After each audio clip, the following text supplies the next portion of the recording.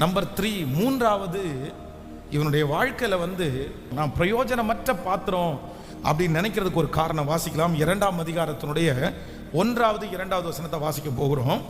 2ஆம் அதிகாரம் 1வது வசனத்தையும் 2வது வசனத்தை வாசிக்கலாம்.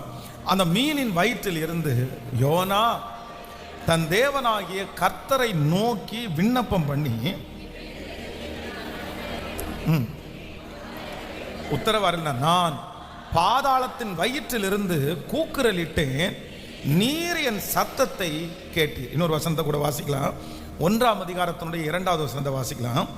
யோனாவின் தீர்க்கதரிசன புஸ்தகம் 1ஆம் அதிகாரம் 2வது வசனம். நீ எழுந்து மகா நகரமாகிய நினிவேவுக்கு போய் அதற்கு விரோதமாக பிரசங்கி, அவர்களுடைய அக்கிரமம் என் சமூகத்தில் வந்து எட்டிற்று என்றார். ஆமென். மூன்றாவதாக, இந்த யோனா தன்னுடைய வாழ்க்கையிலேயே நான் இனி வாழ விருப்பம் இல்லை அப்படின்னு சொல்றதுக்கு காரணம் என்னன்னா, ஆண்டவர் அவனுடைய கரத்தில் கொடுக்கிற பாத்திரம், அவனுடைய கையில் கொடுக்கிற வேலை என்ன அப்படின்னு சொன்னா, மகா நகரமாகிய நினிவேவுக்கு விரோதமாய் நீ பிரசங்கம் பண்ணு. எல்லாத்தையும் காது கொடுத்து கேட்டான். ஆனா எப்ப அவனுக்கு ரொம்ப வருத்தம் ஆச்சுன்னா, இந்த நினிவேன்னு சொன்ன உடனே கோவம் வந்துச்சு. நினிவேன்னு சொன்ன உடனே ஆவி அவிஞ்சு போயிடுச்சு. நினிவேன்னு சொன்ன உடனேயே நான் கீழ்ப்படிய மாட்டேன்ற ஒரு எண்ணம் வந்துருச்சு. இந்த நினிவேன்னு சொன்ன உடனே ஆண்டவருடைய வார்த்தையை புறக்கணிப்பேன் என்கிற ஒரு தீர்மானம் எடுத்தான். அப்படின்னா சிலர் தங்களுடைய வாழ்க்கையிலேயே நான் யூஸ்லெஸ் அப்படின்னு நினைக்கிறதுக்கு காரணம் என்ன அப்படின்னா, தனக்கு பிடிக்காத ஒன்றை ஆண்டவர் கையில் கொடுக்கும்போது நிறைய பேர் என்ன நினைக்கிறாங்க அப்படின்னு சொன்னா, நான் பிரயோஜனம் உள்ள பாத்திரம் அல்ல, பிரயோஜனம் உள்ள பாத்திரம் அல்ல. நம்ம பிடிச்சதுல மட்டும் பிரயோஜனமா இருக்க முடியும்னு நினைக்காதீங்க.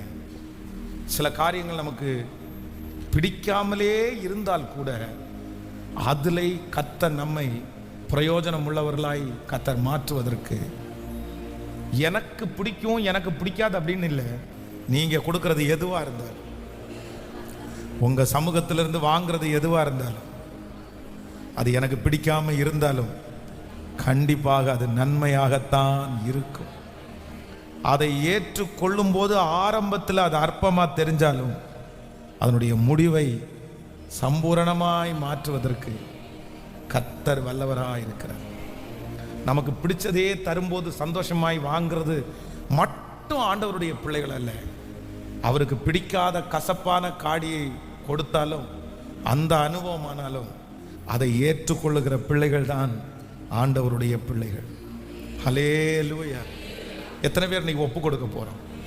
இப்போ நீங்க எல்லாரும் சொல்ல போறீங்க, நான் யூஸா அப்படின்னு கேட்டா கண்டிப்பா நான். சொல்லுங்க ஆண்டவரிடத்துல, என்ன ஒரு நோக்கத்துக்காக தான் நீங்க, என்ன ஒரு பர்பஸுக்காக தான் நீங்க நீங்க தி பெஸ்ட் பர்சன், நீங்க குட் பர்சன், நீங்க ஆசீர்வதிக்கப்பட்டவர்கள், நீங்க ஒரு பயனுள்ள பாத்திரம், நீங்க ஆசீர்வதிக்கப்பட்டவர்கள், நீங்க ஒரு பயனுள்ள பாத்திரம். ஒரு சாட்சியை சொல்லி உங்க எல்லாரையும் ஜெபத்தில் நடத்துறதற்கு நான் விரும்புகிறேன். என்னுடைய வாழ்க்கையிலே மறக்க முடியாத சில நபர்கள் இருக்கிறார்கள். அதில் மிக முக்கியமான நபர் என்ன அப்படின்னா, பேதுரு வாத்தியார்னு ஒருத்தர் இருந்தார். பேதுரு சார், நான் சொல்லியிருக்கிறேன். சண்டே ஸ்கூலில் 7th 7ஆம் வகுப்பு முடித்த உடனே பார்த்தீங்கன்னா இந்த பேதுரு சார்கிட்ட விட்டுருவாங்க. சண்டே ஸ்கூலில் பேதுரு சார்கிட்ட விடுவாங்க. இந்த பேதுரு சார் அவர் பாடமாக எடுக்க மாட்டார், அவர் பிரசங்கம் தான் பண்ணுவார். அப்படியே புக்கை திறந்து வச்சு அவர் ஒரு தியானிச்சு வச்சிருந்த ஒரு பிரசங்கத்தை பண்ணுவார். புரியுதா புரியலையா அதெல்லாம் இல்லை. ஆனால் உண்மையிலே அந்த பேதுரு சாரனுடைய பிள்ளைகள் 2 பேர் கூட நல்லா இல்லாதவங்க, ஒருத்தர் மன அழுத்தத்தில் உள்ளவங்க. ஆனால் இந்த பேதுரு சார் பார்த்தேன்னா, நான் ஒரு 8th ஸ்டாண்டர்ட் படிக்கும்போது அப்படியே ஊழியத்திற்காக பேச ஆரம்பித்தேன். 9th 10th எல்லாம் அவருடைய கிளாஸில் இருக்கும்போது அப்படியே ஒரு நாள் பாடம் நடத்திட்டே இருக்கிறவர் ஏங்கி ஏங்கி ஏங்கி அழுறார். காரணமே தெரியாம அழுறார். உண்மையிலே நான் சொல்றேனே, பலிபீடத்தில் இருக்குன்னு சொல்றேனே, அவரை ஒரு நாள் கூட ஒரு சீரியஸான ஒரு பர்சனா நாங்க எடுத்ததே இல்லை. எப்படி எடுத்துருக்கிறோம்னா அவர் ஒரு காமெடி பர்சனா தான் எடுத்துருக்கோம். பேதுரு சார்னாலே எங்களுக்கு யார் தான், அவர் பாடம் நடத்தும் போது அவரை காமெடியா நினைச்சிருவோம். ஏன் அவரை சிரிப்போம். அவரும் ஏங்கி ஏங்கி ஆள்றாரு. எப்படி சொல்லி ஆள்றாரு? ஆண்டவர் உங்களை ஊழியத்துக்கு அழைக்கிறாரா, நீங்க ஊழியத்துல பயன்பட போறீங்கடா, கர்த்தர் உங்களை நம்புறாரா அப்படின்னு அவர் அழுறாரு. நாங்க 4 பேர் கீழே உட்காந்துட்டு ஒருத்தனுடைய தொடைய தட்டி தட்டி, என்னடா இவர் அழுறாரு, இப்படி அழுறாரு, அழுகையை நிப்பாட்ட மாட்டார் போல தெரியுது, இதுவரைக்கும் வித்தியாசமா நடத்தினாரு. அவர் ஏங்கி ஏங்கி அந்த பிரசன்ஸோட அழுகிறாரு. நாங்க அப்படி பேசிட்டு இருக்கிறோம். காலங்கள் தாண்டினது. ஊழியத்திற்காக நான் வந்துட்டேன், ஊழியக்காரனா மாறினேன். அந்த பேதுரு சாரை வந்து பைபிள் காலேஜில் படிக்கும்போது நான் நினைக்கல, நான் முடிக்கும்போது நினைக்கல, பாஸ்டர் ஆனது போது நினைக்கல. ஆனால் இந்த ஊழியத்தை நான் செய்யும் போது இப்போ யாரை நினைக்கிறேன் அப்படின்னு சொன்னா, அந்த பேதுரு சாரை நான் நினைக்கிறேன். அன்னைக்கு எங்கள் கண்ணுக்கு முன்னாடி அவர் ஏதாவது தெரிஞ்சார் அப்படின்னா, அவர் ஒரு பயனுள்ள பாத்திரமாகவே தெரியல. காமெடி பண்ணோம், என்னென்னமோ சொன்னோம்.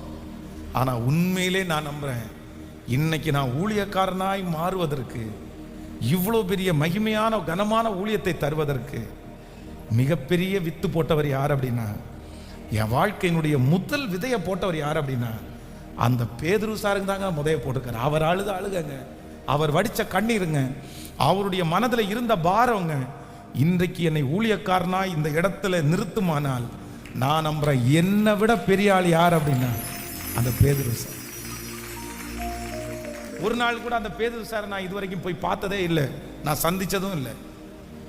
சார் தேங்க்யூ சார், நீங்க அன்னைக்கு ஒரு நாள் அழுதிங்கல்ல, நீங்க அன்னைக்கு ஒரு நாள் ஊழியத்துக்காக சொன்னீங்கல்ல, அன்னைக்கு எங்களுக்கு விளையாட்டா இருந்துச்சு, ஆனா அன்னைக்கு உங்க ஜபம் தான் சார் இன்னைக்கு என்ன ஊழியமா நிறுத்தி இருக்குன்னு அவரை போய் பார்த்து அவருக்கு ஒரு கிஃப்ட் கொடுத்து அவரை சந்தோஷப்படுத்துகிற அளவுக்கு எந்த வாய்ப்புமே எனக்கு கிடைக்கவே இல்லை.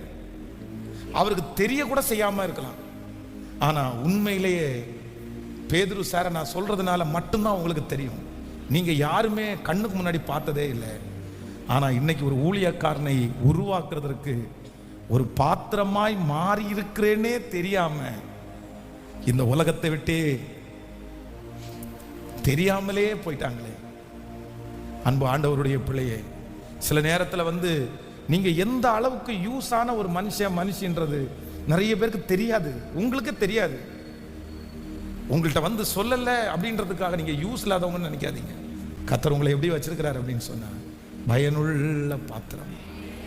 எல்லாரும் இந்த ஜெபத்தில் எழும்பி நிற்கும்போது எப்படி நிற்கணும்னா, நான் ஏதாவது ஒன்று செய்யணும் ஆண்டவரே, நான் பயன்படணும் ஆண்டவரே, நீங்க என்ன பயன்படுத்தணும் ஆண்டவரே, நான் உங்களுக்காக பயன்படணும் ஆண்டவரே.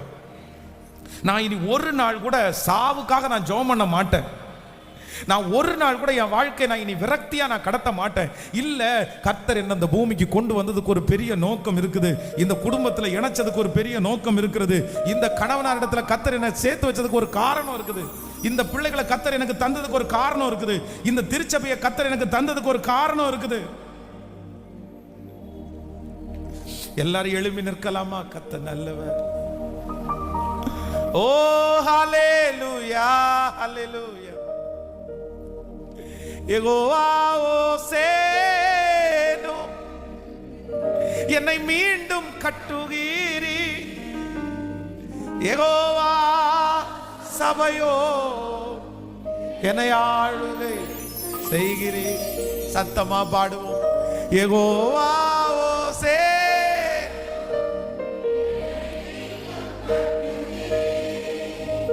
யெகோவா சபையோ, என்னை ஆளுகை செய்கிறீ.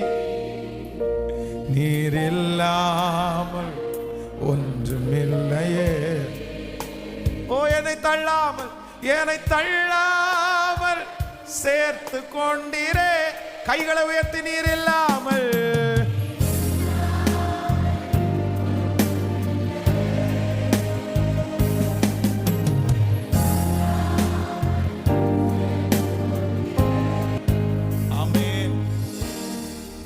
ஒவ்வொருவரும் ஒவ்வொரு விதத்தில் அழகு, நீங்க ஒவ்வொருவரும் ஒவ்வொரு இடத்துல பயனுள்ள பார்த்து